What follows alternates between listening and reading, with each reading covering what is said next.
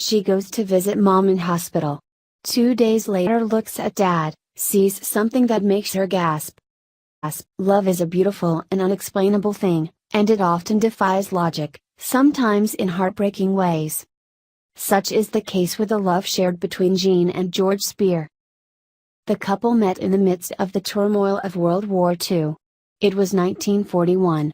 Jean was an 18-year-old English firefighter and air raid warden. George was a 21-year-old soldier from Canada.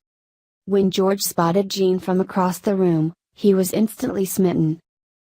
"I was there in a red dress, my husband will tell you, and he came over and asked me to dance," Jean recalled. "He had his army boots on, but he could dance. And his rhythm was perfect. So we didn't dance with anyone else the whole evening." The lovebirds had a whirlwind romance and married the next year. Speaking of the tumultuous time, Jean said, "When you met a boy, you made the most of every moment because you just didn't know when or if you'd meet again. There was a stimulation about it, a wonderful, wonderful excitement that is hard to describe and hard to understand if you weren't there. The worry sharpened your senses." After the wedding, George returned to Canada and then made secret arrangements to have Jean brought over by the Red Cross in a naval convoy. The couple eventually welcomed daughter Heather in 1947 and son Ian in 1950.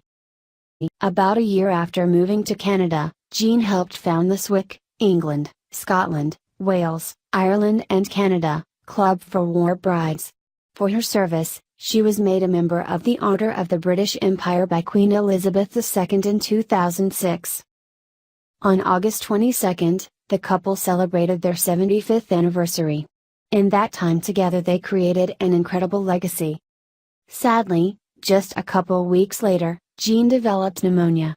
She was admitted to the Queensway Carleton Hospital in Ottawa, Ontario, on Tuesday, September 12. The next day, George spoke to his bride on the phone. Then something happened that left their family stunned. On Thursday, September 14, George fell into a deep sleep. When they couldn't wake him, he was taken to the same hospital his wife was in. At 4:30 a.m. on Friday, September 15, Jean quietly passed away. Just a few hours later, at 9:45 a.m., George followed her into eternity. Their family was stunned and heartbroken.